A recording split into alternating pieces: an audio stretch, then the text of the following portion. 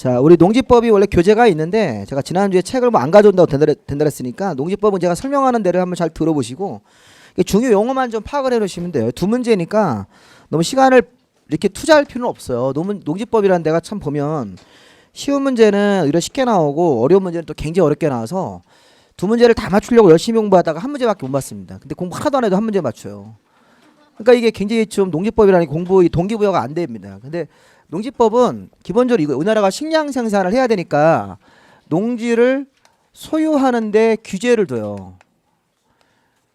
농지는 아무나 소유할 수 없다. 이게 대원칙이죠. 네, 농지 소유는 우리 법에 이런 게 있습니다. 이 두 가지만 아시면 되는데 농지는 자기가 농업 경영 이렇게 자 자기 농업 경영자라고 그래요. 이게 자 이게 본업이에요. 자기 농업 경영이라는 게 본업하는 자만이 소유할 수 있다. 이게 대원칙이에요. 그러니까 농지는 실제 본업으로 농사짓는 사람만 소유할 수 있다. 이렇게. 그러니까 일반 뭐 기업하는 사람들이 농지를 갖고 있으면 투기 목적으로 보기 때문에 소유할 수가 없어요. 예. 그러니까 우리가 뭐 농지는 본업으로 농사짓는 사람만 소유할 수 있다. 이렇게 딱 원칙이 있다고요. 근데 항상 법에는 예외가 있어요. 예외. 제가 예외를 8가지를 불러드릴 거예요. 이걸 아셔야 돼요. 원래는 법에 한 10몇 개가 있는데 8개는 꼭 아셔야 됩니다. 그런 거. 그래서 1, 2, 3, 4 이렇게 해가지고 한번 써보면 일단 국가나 지방자치단체가 농지를 취득할 때는 예외예요. 예외. 국가나 지방자치단체는 행정청이니까. 두 번째는 이 학교라든가 농업의 연구기관이라는 게 있어요. 학교나 농업의 연구기관 이런 사람들은 농지를 취득할 때 그 본업이 아니더라도 소유할 수 있습니다. 학교는 우리 농업 고등학교죠. 예, 또는 농업대학교 이런 데서는 애들 교육용으로 농지를 갖고 있을 수 있다는 겁니다. 그 연구기관 같은 경우에도 시험 실습용으로 우리가 이제 연구기관이라는 게 농지의 그 종자개량 같은 걸 막 하려고 하면 농지를 심어서 연구를 해야 될 거 아니에요. 그 다음에 이제 세 번째가 이제 3, 4번이 이게 중요한 건데 이 3, 4번은 농지를 소유하긴 하는데 사이즈 제한이 있어요. 자, 일단 주말 체험용농. 우리 주말에 도시민들이 이렇게 시골 가서 취미로 농사 한번 접으라고 주말 체험용농. 그 다음에 또 하나가 상속으로 농지를 취득할 때 자 아들이 상속받는 거 있습니까? 유증 같은 것도 유언으로 증여받는 것도 마찬가지고 그 다음에 8년 이상 농사를 짓다가 농업 경영하다가 그 이후에 이농하는 사람들이 있어요. 이농. 그냥 이농이라고 아셔도 돼요. 이농. 자, 이 사람들은 8년 이상 농사 짓다가 이농한다는 얘기는 다시 귀농할 수 있을까요? 잠깐 이농했다가 다시 귀농할 수 있는 기회를 주기 위해서 요거는 10,000제곱미터까지. 자, 8년 동안 농사 짓다가 이농하는 사람도 1만 제곱미터까지는 농지를 소유할 수 있다. 그 다음에 상속받는 아들이 농업 경영 안 하더라도 이것도 1만까지 갈 수 있어요.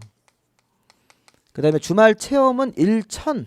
요거는 1,000 미만까지만 가셔야 돼요. 이게 1,000 미만이면 300평이라는 얘기입니다.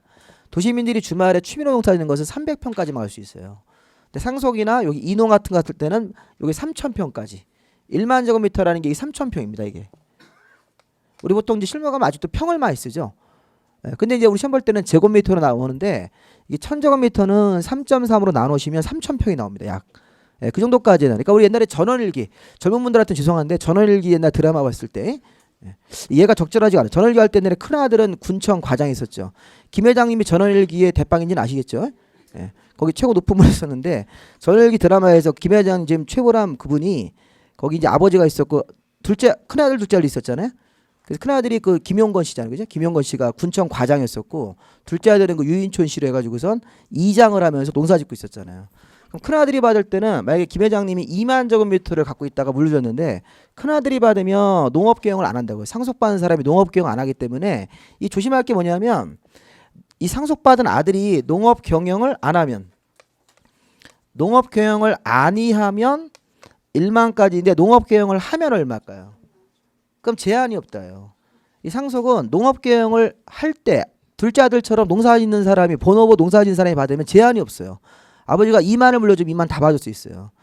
근데 큰아들처럼 공무원이다 이렇게 생각해버리면 큰아들이 공무원이라고요. 그러면 공무원들은 농업경영 안 하는 사람이잖아요. 직업이. 그때는 10,000제곱미터를 갖고 나머지 만은 파셔야 돼요. 주로 이제 농업촌공사 이런 사람한테 팔아야 된다고요. 내농지 사가라고 이렇게.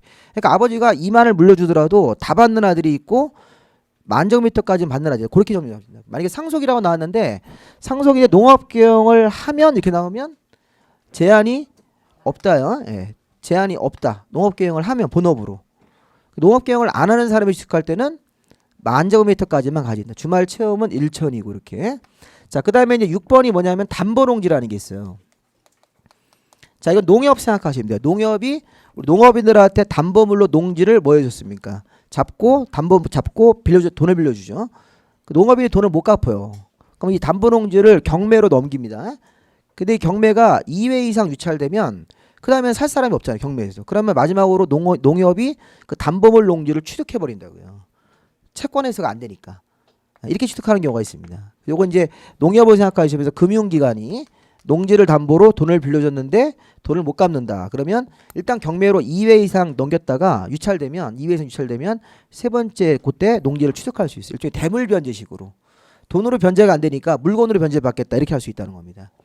자, 그 다음에 마지막으로 7번, 8번이 있는데, 자, 이 7번, 8번도 좀 보셔야 돼요. 7번은 농지를 개발할 때 농지법에서는 전용이란 말 써요. 전용. 자, 농지를 농업 2회 용도로 바꿀 때는 전용이란 말 씁니다. 전용은 허가나 신고라는 게 있어요. 자, 우리 농지법 허가라는 말이 나오죠? 있죠? 네. 근데 이 농지를 전용할 때, 자, 우리가 민간인들은 농지를 전용하려고 그러면 전용 허가라는 거라든가 신고라는 걸 하셔야 돼요. 신고. 우리가 예전에 그 삼성전자가 농지를 전용을 해서 공장을 짓겠다 이렇게 했어요. 공장 짓겠다. 농지를 전용을 할 때 공장 지으려면 전용 허가라는 걸 받아야 돼요. 삼성이나 민간 기업이 공장 지으려고 전용을 하려면. 근데 전용 허가가 안 나와가지고 베트남으로 공장이 가버렸다고요. 그러니까 농지법이 이렇게 농지 전용을 엄격하게 규제한다고요. 그러니까 전용 허가나 신고라는 게 바뀌어가 좀 까다로운데 나중에 가서 배우실 거고. 또 하나는 전용 협의래요. 전용 협의는 이건 행정청이 농지를 전용할 때. 자, 우리 국방부 장관이 농지 전용할 일이 있을까요?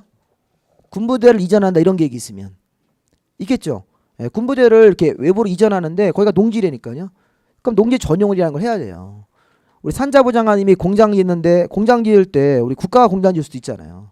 그럴 때는 전용이라는 걸 할 때는 일반인들은 전용 허가나 신고인데 전용 협의라는 거라는 거예요. 관청끼리는. 농림부 장관하고 협의하시면 돼요. 자, 그러면 잘 보세요. 전용 허가나 전용 신고나 전용 협의는 농지 전용을 하겠다고 합법적인 절차를 받은 사람입니까? 받은 사람이죠. 지금 농지를 전용하겠다고 허가를 받은 사람. 그럼 이 사람들은 농사 안지도 취득할 수 있는 거예요?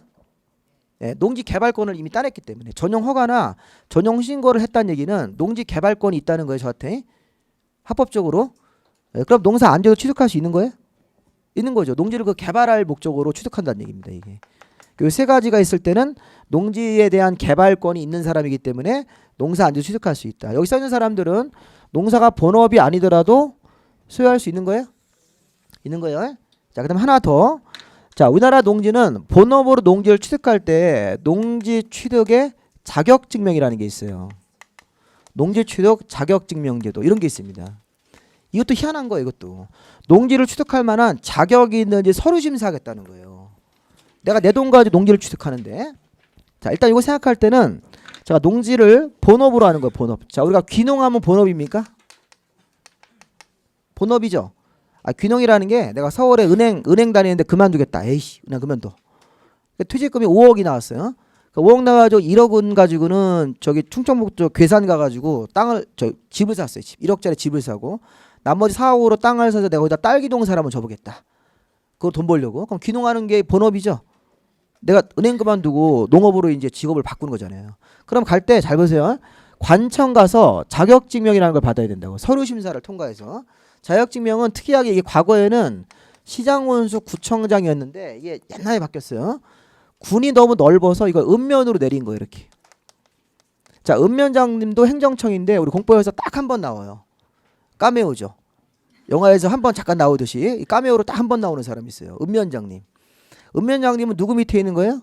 군수 밑에 있는 거예요. 군단위 밑에 읍면이 있다고요. 그렇게 생각하시면 돼요. 일단은.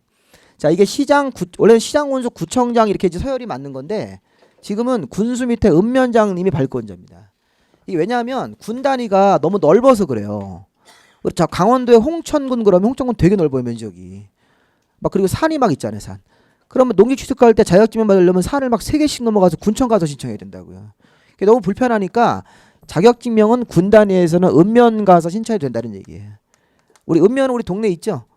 예, 읍사무소랑 가깝잖아요. 이렇게. 그래서 읍면단위 가서 읍장님, 면장님까지 우리 행정청입니다. 이게. 우리 읍면 밑에는 이가 있어요. 이장님이 있는 건데 이장은 행정청이 아니에요. 이장님은 동네에 그 저기 아무나 한 명 시키는 거잖아. 하라고. 젊은 사람 시키잖아요. 옛날에 저 전월기에 김 회장님 둘째 아들이 이장하다가 장관까지 승진했잖아요. 옛날에. 드라마에서 이장하다가 실제 이명박 정부에서 장관 했잖아요. 그러면 이장에서 읍면장님 건너뛰고 군수 건너뛰고 시도의사 건너뛰고 막바로 장관으로 가신 거라고 이렇게. 부서는 다르지만 농림부 알지만 문화부장을 하셨잖아요. 옛날에. 옛날에 되게 웃긴 일 많았어요. 문화부에서 재미난 일이 많아가지고. 근데 어쨌든 중요한 거는 읍면 가서 신청하신다고요. 에? 신청을 하시는데 갈 때는 그냥 가시면 안 돼요. 갈 때 경영계획서를 가져가셔야 돼요. 경영계획서. 읍사무소 면사무 가서 내가 본업으로 농사 짓겠습니다. 네, 경영계획서 만들어 왔습니다. 경영계획서가 뭐냐면 취득하는 면적이에요. 면적. 취득하는 면적이나 노동력 이런 걸 적는 거예요. 기계 같은 거. 그다음에 장비 이런 거를 경영계획서에다가 이렇게 쓰는 거예요. 그럼 취득하는 면적하고 노동력이나 장비가 잘 맞아야 됩니까? 그 규모가? 취득하는 농지 면적은 큰데 이런 장비 같은 게 별로 없으면 경영계획서가 이거 부실하다 해가지고 자격지명 안 내주는 거라고요. 그러니까 취득하는 면적이 클수록 근데 여기 조심할 거는 경영계획서의 면적과 이건 적는데 가격은 적는 게 아니에요. 농지의 취득 가격은 이 시험 문제입니다.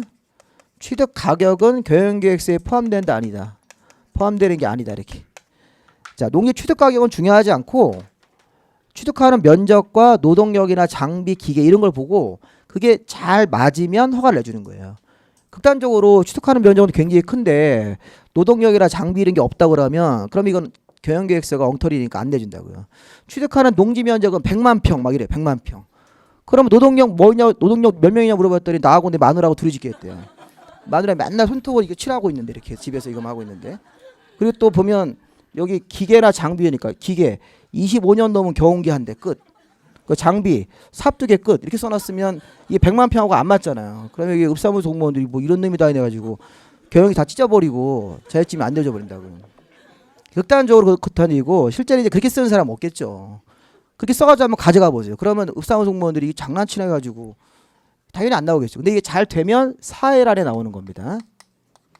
그 다음이 중요한 거예요. 잘 보세요. 이게 본업으로 이렇게 취득하는 게 원칙이에요. 근데 문제는 자격증명도 안 받는 예외가 있어요.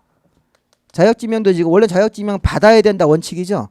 그 자격증명 안 받는 예외에서 뭐가 중요한 거냐면 이쪽으로 가셔가지고 요 1번하고 국가지자체 그다음에 상속 담보농지하고 전용 협의받은 행정처 이 사람들은 자격증명도 안 받는 거예요.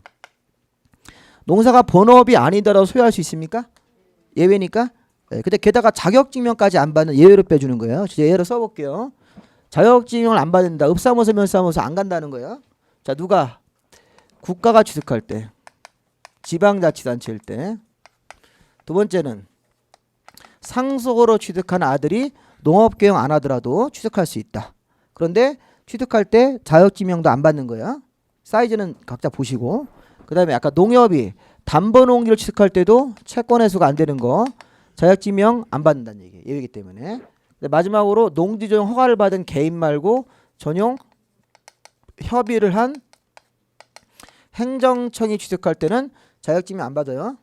자, 그러면 여기서 요 사람들 좀 볼까요? 여기 파란색 제가 체크하는 거 학교 주말 체험 있습니까? 전용 허가를 하시고 이 사람들은 여기 예외가 아니에요. 예외가 아니라고 쳐도 이게 중요한 거예요. 예외가 아니다 이렇게. 자, 예외가 아니다라는 말이 무슨 얘기입니까? 자격증명 신청 해야 된다는 거예요. 여기 학교. 두 번째가 주말 체험 연농 이러고. 학교나 연구기관. 주말 체험 연농. 세 번째가 전용 협의를 말고 전용 허가나 신고를 한 누구들? 개인들. 자, 이 사람들은 자격증명 신청 해야 됩니다. 그러니까 지금 헷갈리는 게 뭐냐면 자격증명을 신청을 하긴 해요. 하는데 이 사람들은 경영계획서를 안 낸다고요. 경영계획서를 안 내고 경영계획서는 본업으로 신청하는 사람들만 내는 거라고요. 근데 얘네들은 본업이 아니잖아요. 교육용, 취미용으로 취득하는 거니까. 그러면 이 사람들은 경영계획 신청하지 않고 넣으면 이틀이면 나와요. 2일 내 나온다. 2일. 이거 4일 걸리죠? 본업으로 신청하면 지금 쓰세요. 일단 쓰시느라고 지금 정신 없어가지고 두 가지를 우리가 멀티플레이어를 못 하는 건데, 그렇죠? 하나씩만 하고 있는데 지금 하나 더 시키니까 못 하는 건데, 지금 흐름상 쓰면 들으세요. 본업으로 신청하는 사람들은 4일 걸리죠. 경영계획서를 넣어서 신청하면. 근데 지금 여기 이 사람들은 아예 자격증명 신청 안 한다고요. 국가나 상속이나 담보농지는 자격증명 신청을 아예 안 한다. 예외다. 근데 이쪽은 예외가 아니라고요. 이쪽에 총 8가지 예외 중에서 여기 1번, 2번, 3번은 본업이 아니더라도 소유할 수 있지만 자격증명 신청하라는 거라고요. 신청해요. 여기 이 사람들은 본업이 아닌 데는 예외다. 취득할 수 있다. 근데 자격증명 쪽으로 넘어오면 예외가 아니로 돼 있다고요. 그래서 이 사람들 신청하면 대신 경영계획서를 안 내고 신청하기 때문에 경영계획서는 안 낸다. 그럼 이틀이면 나온다. 이렇게.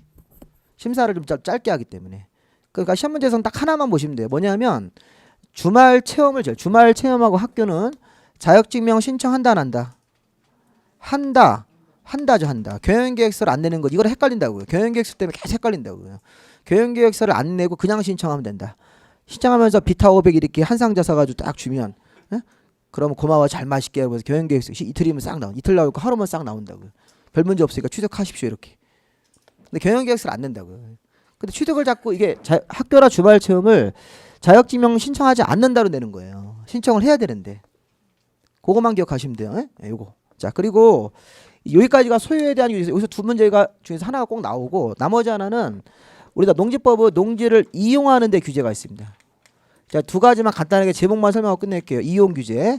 자, 이용 규제에서는 자, 우리나라 농지가 유휴농지로 판정이 되면 대리경작자라는 걸 정해요. 대리경작 이렇게. 자, 대리경작자는 요건 시구 읍면장이 아니라 요거는 시장군수 구청장님이에요. 시장군수 구청장님이 이런 분들이 시장군수 구청장이 자, 인근에 있는 농지 소유자 이런 사람들을 자, 지금 요 갑이라는 농지가 갑이 소유한 농지가 있는데 갑이 농사를 안 져요. 정당한 소유 없이. 그럼 유휴농지로 판정을 해요. 그럼 인근에 있는 농업인이 을이 있습니까? 자, 을을 대신경작할 사람을 정하는 거예요. 누가 시군구청장님이. 야, 네가 대리경작으로 들어가라 이렇게 정해버린다고요. 그럼 을이 들어가서 대신경작을 하는데 농지 소유자가 나 싫다 그래도 그냥 들어가는 거예요. 강제로. 들어가면 이제 수확량이 생기겠죠. 그 수확량을 9대1로 나누는 거예요. 9대1. 9대1인데 누가 90%를 가져가요? 예, 대리경작자가 대리로 경작한 사람이 90%를 가져가고 요 10%는 농지 소유자한테 사용료로 지급하는 거예요. 그럼 농지 소유자한테 이거 뭐예요? 어떻게 보면 농지 소유자를 어떻게 보면 압박을 넣는 거죠. 압력을 넣어가지고 네가 농사 안 지면 이런 식으로 이런 꼴을 당한다. 이런 꼴 당한다. 이게 반반도 아니고 9대1을 90%를 뺏어간다니까요. 그러니까 자본주의 국가에서 농지 소유권을 완전히 무시하는 처사라고 이게. 이게 대리경제 사실 문제가 많은 조항입니다. 이게. 농지라는 게 자기 소유물이잖아요. 그렇죠? 근데 우리가 다른 부동산에서 이렇게 하면 안 되죠. 큰일 납니다. 이렇게 하면. 다른 부동산 내가 땅이 있는데 내가 건물을 안 짓고 있어. 그럼 대신 건물 사람이 들어와? 내가 원하지 않더라도? 그래서 건물 줘가지고 임대료 수입의 90%를 가져가. 이러고 있어요. 그럼 말이 안 되잖아요. 근데 농지는 그렇게 하겠다는 거예요. 농지는 우리나라 식량 생산을 위한 뭐 기본적인 자원이고 막 이래가지고. 근데 지금 우리가 쌀이 많이 남죠. 쌀 남아가지고 1년에 쥐가 그 못 먹게 하는 쌀만 20억이래요. 가격이. 돈을 한 살 버리는 쌀이. 그 쌀이라는 게 우리가 재고가 남으면 어떻게 해야 돼요? 못 먹죠. 그 사료용으로 가버리는 거예요. 우리 지금 쌀을 우리 국민들이 안 먹잖아요. 우리 젊은 분들은 하루에 쌀 하나도 안 먹는 경우도 많아요. 그렇죠? 아침에서 라면 먹고 점심에 햄버거 먹고 저녁 때는 술 먹잖아요. 이렇게 하면 밥을 한 번도 안 먹는다니까요. 이게 옛날에는 그러니까 우리나라가 지금 쌀이 엄청나게 남는데 정부가 추곡수매를 사주는 거예요. 쌀이라는 게 원래 한 가마당 5만 원도 안 해야 돼요. 시장 가격은. 정부가 그거를 12만 원에 사주는 거예요. 7만 원씩 보조금 주는 거라고요. 그러니까 농업인들이 그것도 막 싸다고 막 데모하잖아요. 그러니까 농민한테 계속 돈이 들어가는 거예요. 지금 쌀은 근데 계속 생산을 하고. 근데 그래서 생산해서 정부가 사두면 추곡수매 쌀이 남는다니까요. 남아가지고 그러잖아요. 우리 저 아프리카로 보내라고 남아가지고. 어차피 재고가 되면 3년만 지나면 냄새나서 쌀 못 먹어. 우리나라 사람들이 입이 고급이 돼가지고. 근데 아프리카로 보내면 좋은데 운반비가 더 들어. 그래서 못 보낸다고 하더라고요. 와서 싣고 가면 준대요. 근데 운반비가 너무 많이 든다고 하더라고요. 그러면 북한으로 보내면 되지? 거기 군량미를 쓰잖아요. 북한에 주면 민간인한테 배급을 하면 한 일주일 뒤에 다 걷어간다고 하더라고요. 군량미를 쓴다고 하더라고요. 그러니까 이게 안 되니까. 또 그거 먹고 또 힘내가지고 또 미사일 쏘고 그럴까봐. 저 북한이 미사일 쏘는 거 왜 쏘는 건지 아세요? 재고가 남아서 그래, 재고가. 북한도 미사일이 10년 지나면 안 나간대요, 녹슬어서. 그러니까 녹슬기 전에 쏘는 거예요. 북한이 미사일 쏘는 게 그것 때문에 쏘는 거라 하더라고요. 그러니까 지금 또 안 쓰면 폐기 처벌하니까 쏘는 거예요, 이렇게 해가지고. 재고 소진하자 이렇게 막 쏘는 거라더라고요. 그래서 너무 미사일 쏘는 거에 우리나라 국민들이 너무 걱정할 필요 없죠. 재고 소진하는 거. 너무 많이 만들어놔가지고 재고 막 쏘고 그래야 그래서 막 쏘면서 이제 우리나라가 막 뉴스에 나오잖아요. 근데 이게 그런 측면이 있다 하더라고요. 재고를 빨리빨리 없애야지. 그래서 너무 많이 쏘지 못한다. 나중에 전쟁할 때 대비해야 되니까 너무 많이 쏘면 쏠 게 없으니까. 그래서 북한이 그 옛날에 만든 미사일을 다 쏘는 거라더라고요. 이게 어차피 나가나 시험도 한번 해보고 녹슨 거. 녹으면 이게 또 안 나가니까. 그래서 이게 그런 것 때문에 하는 게. 그래서 우리나라가 이 쌀이 이게 대리 경작도 사실 그런 측면에서 보면 이거 좀 없애야 됩니다. 이런 것들은. 이게 수확량 이거 반반도 아니고 9대 1로 나눠서 대리 경작자가 가지고 대리 경작 기간은 따로 기간이 정함이 없으면 3년으로 합니다. 이게 3년으로. 그럼 이게 1년 정도 대리 경작을 당하니까 농지 소유자가 화가 나겠죠. 10%만 받으니까. 쌀이 90가마를 100가마가 나왔을 때 90가마는 뺏어가고 10가마만 준다. 이게 대리 경작이걸요. 근데 1년 정도 지나서 내가 그게 이제 싫으면 대리 경작 중간에 중지 신청하시면 돼요. 기간은 3년 정했더라도 중간에 중지 신청할 수 있을까요? 농지 소유자가 내가 농사 짓겠다 그러면 그 중간에 바로 끊어줍니다. 이게. 근데 중지 신청 안 하면 다음에 또 대리 경작 들어오는 거네요. 농지를 이렇게 놀리면 안 되니까, 농지를 유유농지로 방치하면 안 되니까 이런 식의 제도가 있습니다. 근데 그게 옛날에는 그런 게 옛날에는 식량 생산 안 하면 문제가 되니까, 근데 지금은 식량이 남으니까 오히려 휴양을 하자 이런 말도 있어요. 농사 짓지 말고 그냥 놀아라. 그래야지 이게 쌀 수급량이 조절이 된다고요. 우리나라 사람들이 쌀을 안 먹어요. 그래서 오늘 끝나고 나면 밥 많이 드셔야 됩니다. 이게 쌀 생산에 대해서. 자, 농지의 마지막으로 보존 규제. 자, 요거 이름만 아시면 돼요. 자, 우리나라 농지는 농사가 잘 돼서 자, 보존 가치가 있는 농지를 2개로 이름을 붙입니다. 자, 이것도 농지법에서 이름 붙이는 거예요. 자, 우리가 국토계획부에서는 용도 지역으로 이름 붙이듯이 농지법에서는 농사가 잘 되면 농업 진흥 지역이라는 이름을 지정을 합니다. 그리고 농업진흥지역으로 지정이 안 된 것도 있어요. 실무 가면 농업진흥적으로 지정된 농지를 우리가 절대농지라고 그래요. 농업진흥지역이 아닌 것은 상대농지. 근데 법률용어는 아니니까 그냥 참고. 자, 그러면 농사가 잘 되는 농지 있어요? 전라도 같은 데 가보면 우리 호남평야라는 그런 장소에 가보면 농지가 대규모로 농사 짓고 있죠. 주로 이제 쌀 농사 짓는데. 자, 이런 데가 다 농업진흥지역입니다. 농지로서의 가치가 높아서 보존하자 이런 얘기입니다. 근데 문제는 농업진흥지역을 지정을 했을 때는 다시 이걸 2개로 나눈다고 이렇게. 농업진흥지역 이름의 농지가 어떻게 갈라지냐면 농업의 진흥구역이라는 게 있어요. 농업의 진흥구역과 농업의 보호구역으로 이렇게. 이게 무슨 얘기냐면요. 자, 여기다 그림으로 한번 그려볼게요. 이렇게 농지가 있는데 이 네모난 농지가 이게 절대농지인 농업진흥지역으로 보시면 돼요. 이렇게 보시면 되고 요 안에 이렇게 노란색 하나 더 그리세요. 네, 그러면 요게 바로 뭐예요? 진흥구역. 요 바깥에 있는 땅들은 보호구역으로 생각하시면 돼요. 여긴 보호구역이고 여기는 농업의 뭐다? 진흥구역이다. 이렇게 된다고요. 이렇게. 그러면 잘 보세요. 진흥구역은 보호구역 둘 다 절대농지입니까? 네, 둘 다 농업진흥지역인 절대농지로 봐야 된다고. 둘 다 보존가치가 있는 농지라는 얘기예요. 근데 농업진흥구역은 우리 실무에서 바둑판 모양으로 실제 경작지가 쭉 정리되어 있습니까? 이런 데를 얘기하면 실제 농작물을 경작하는 땅, 벼농사를 실제 농사짓는 땅이고, 이 보호구역은 농업진흥구역 농사가 잘 되게 도와주는 땅. 농업진흥구역 경작지에는요, 실제 경작이 되어지는 땅이고, 이거 실제 경작지라고요. 근데 경작지 농사가 잘 되려고 하면 물이 들어가야 돼요. 물? 예, 물 들어가려고 하면 뭐가 있어야 됩니까? 저수지 같은 거. 저수지에 우리 물을 대주는 것도 있고 물을 빼는 시설도 있어요? 이런 거 있어야 됩니까? 우리가 관계라고 그러죠. 관계. 학교 다닐 때 관계에서 이렇게 배우잖아요. 관계. 그 다음에 농로. 농로 있어야 돼. 농로. 경기가 나갈 수 있는 길이 있어야 될 거 아니에요. 이런 거. 이런 것들을 다 보호구역으로 생각하시면 돼요. 그러니까 진흥구역 농사가 잘 되게 주변에 농업 환경을 보호해 주는 곳은 보호구역. 실제 오리지널 농사 짓는 땅은 무슨 구역? 진흥구역. 그 두 가지가 합쳐지면 다 뭐예요? 농업의 진흥지역인 절대농지. 그러면 이 절대 농지 말고 옆에 조그만 짜투리 농지가 있어요. 이렇게 산 비탈에 중간을 이렇게 농작지로 이렇게 상대 농지라고요. 상대 농지 가면 주로 농사를 소가 짓죠. 소가 아직도 그렇게 농사짓는 땅이 있다. 그런 농지는 주로 상대 농지로 보시면 돼요. 기본 개념이. 물론 이제 이게 그러니까 농업진흥지역은 평지가 많아요. 평지가 많은 농지이기 때문에 평지에서는 이제 기계화 용농을 하잖아요. 이렇게. 상대 농지는 좀 경사가 이렇게 좀 센데 이런데. 그러니까 실무에서는 농업진흥지역은 개발이 어렵다고. 옛날에 삼성이 농업진흥지역을 이거를 공장 지으려고 전용을 하다가 농지법에서 2만 제곱미터밖에 안 된대요. 농업진흥지역은 이 전용을 하려면 2만밖에 안 되는데 삼성이 공장 필요한 땅은 50만이었었어요. 삼성 베트남 가서 베트남 애들이 일자리 생긴 거잖아요. 베트남에서는 빨리 오라고 그러고 빨리 삼성 오라고 그러고 우리나라 농지법으로 규제해서 공장을 못 지니까 딴 데로 이상 이게 좀 문제가 있는 거라 사실은. 요즘에 우리나라 농업이 좀 많이 이제 좀 어렵지 않습니까? 그 농업을 좀 우리가 좀 발전시키려면 좀 이렇게 없앨 건 없애고 좀 잘 되는 농지만 집중적으로 개발 이게 좀 필요한 건데 좀 그래서 이제 농림부도 이걸 막 고민한다고 하시더라고요. 여기까지니까 일단 용어만 좀 아시고 대리경작 농업진흥지역 여기까지 하겠습니다. 자 고생하셨습니다.